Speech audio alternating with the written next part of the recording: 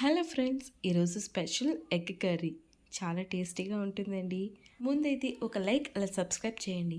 Thank you చేసినందుకు. మరి late లేకుండా వీడియోలోకి వెళ్ళిపోదాం. కర్రీ కావాల్సినంత ఆయిల్ వేసి అందులో బాయిల్ చేసి పెట్టుకున్న 4 ఎగ్స్ వేసి వేయించుకోవాలి.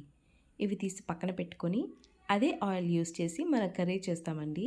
ఈ ఆయిల్లోనే కరివేపాకు, పచ్చిమిర్చి, టొమాటో ముక్కలు వేసి చక్కగా వేయించుకోవాలి. ఇవి బాగా వేగిన తర్వాత ఉల్లిపాయలు కూడా యాడ్ చేసి పచ్చివాసన పోయినంత వరకు వేయించుకోవాలి. అదే మనం పసుపు, ఉప్పు కూడా వేసి మరి కాసేపు వేయించుకుంటే మంచి టేస్టీగా ఉంటుందండి.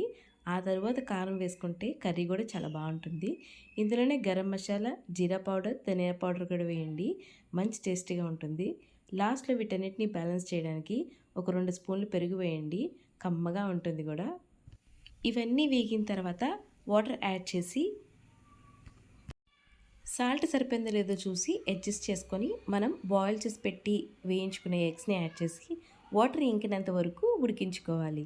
చక్కగా ఆయిల్ పైకి తేలుతున్నప్పుడు ఇలా కొత్తిమీరతో గార్నిష్ చేసుకుంటే ఎంతో రుచికరమైన ఎగ్ కర్రీ రెడీ అయిపోతుందండి. ఇది రైస్తో, చపాతీతో చాలా బాగుంటుంది.